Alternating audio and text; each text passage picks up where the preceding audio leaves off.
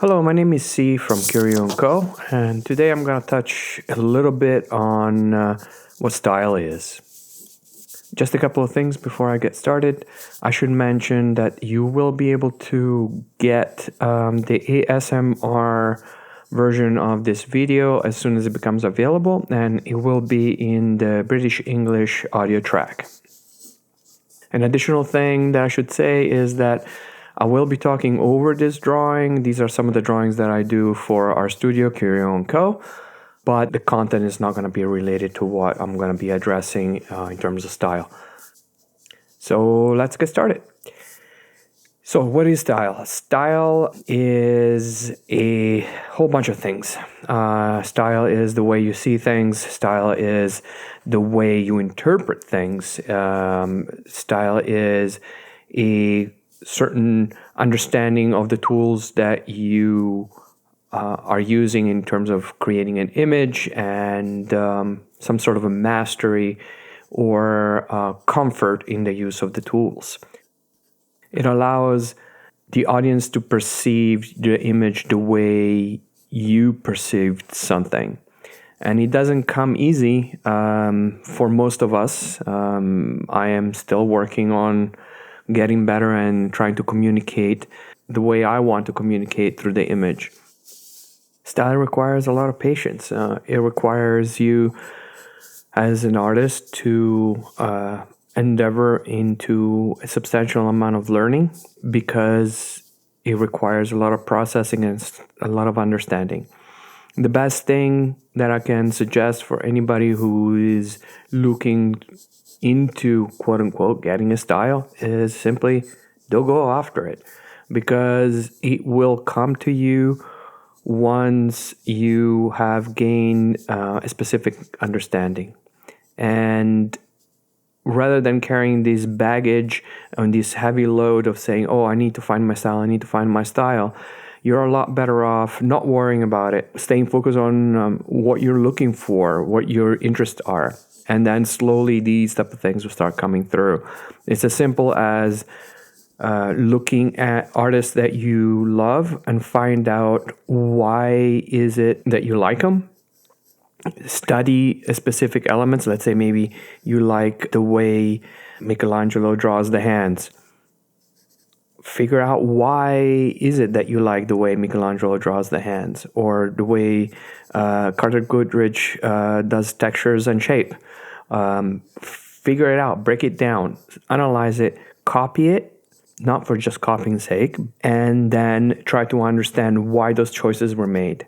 And that is an effective way of copying. You need to be able to understand what the choices are, and that requires research. Maybe it would require you to start understanding shape design, how a shape becomes a line, or it might require you to start understanding the anatomy of the hand. So if you're drawing a hand from Michelangelo or Rubens, you need to start breaking it down. Understand where the phalanges are, how the muscles are all coming together. And then you are comparing the anatomy of things, whether it's the anatomy of the line, the shape, the repetition in the shapes, where the line breaks, how it comes together, figuring out how the image is actually put together. Once that you have that understanding of that specific piece, then you're going to find yourself be able to take those elements that you've learned and you've digested, and then transfer it over to larger pieces, or to an observation that you're doing from live studies, or on a design that you're working and you're trying to come up with that is your own. And then the more you repeat this process, the easier the design process and the creative process becomes. And as you're learning from different artists, these little bits of information, they start accumulating themselves. And because they're accumulating, you don't have to process the how-to process. And that starts falling in the background. And all of a sudden, your interest that were driven by the research will start surfacing, because maybe it's a sensitivity toward a playfulness in the shape design, incorporated with an anatomy study, then all of a sudden you might be able to combine flat shapes and a three-dimensional form coming together, and that is when style starts forming, because your interests are feeding into the design and they're coming out in whichever form, whether it is a line, whether it is a shape that you're sculpting, or whichever medium it is. So you have the understanding, you can apply it to the tool that you're using, and because you're able to pull it all together, you're then going to be able to achieve a visual style. I should mention, I've experienced talking to young artists and also some older artists hidden behind style while a specific piece was unsuccessful. Don't do this to yourself. It is really not helpful for your growth. You know if something is working or not. It's absolutely okay to have an unsuccessful image. It's part of the process. And I am 100% sure that your stylistic elements and yourself is in that drawing. It might not have completely flourished, but saying that a mistake is part of a style, that is hiding behind something. If you are making an image, you're sharing your point of view with other people. And by that rationale, you choose to be vulnerable with what you're trying to communicate. So you can choose not to show the work, but don't be lying about the image that you're making, because it is going to come through. An experienced eye is going to be able to identify that. And that experienced eye is going to be the person whom you could tap into to improve yourself. Take advantage of your colleagues. It could be a friend of yours, or it could be a professor who can help you grow as an artist and identify where the problems are with your image that you're creating, and help you toward your stylistic interests by allowing your audience to enrich what you know. It's not easy, because you need to be able to take criticism, but that is part of your growth. And if you are a character designer or somebody who works in the industry, you're gonna have to learn to take criticism or notes. A lot of the time will not make sense. You should be very, very critical about what you're processing and how you're taking the notes, so that you can form your interest in what interests you.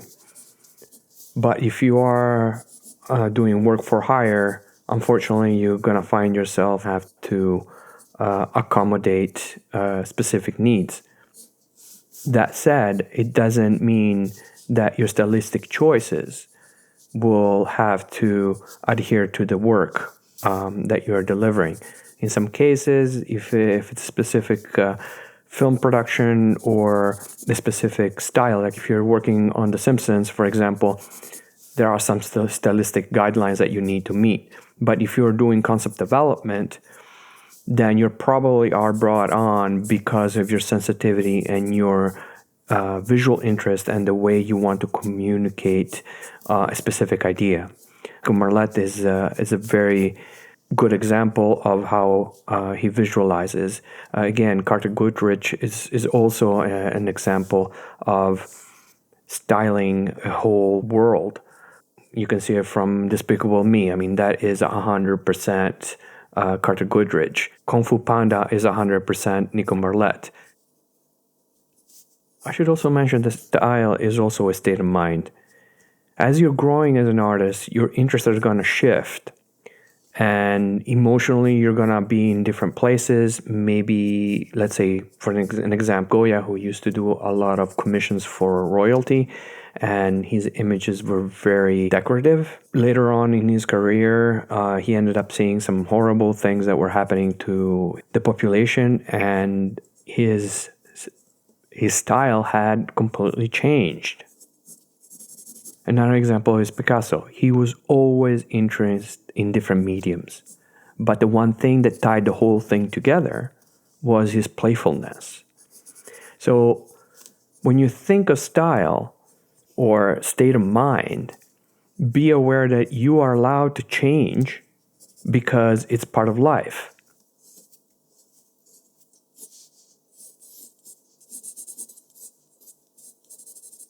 The most important thing that I would say to recap, it's simply, if you're looking for style, simply don't look for style. Just stay focused on your interest and continue studying, and the style will come through your work. And will slowly start building. You're building it right now because you're interested in, you're doing research, you're listening to podcasts, you're drawing, you're researching. And that is informing your interest, which you are feeding into the practice of the medium that you choose to communicate with. Just be patient, and slowly, as you're progressing and as your visual shorthand is gathering more and more in the tool set, you're going to be able to get to the visual communication, forget about the process of creating the mark making, so that then the intent and the goal that you're after visually will easily come through in the creative flow. I hope this overview on style has been helpful to you, and that will give you something to think about while you are drawing and when you are doing some research. Let me know in the comments below if you'd like me to continue making these type of videos. And in the meantime, keep on drawing and keep on learning.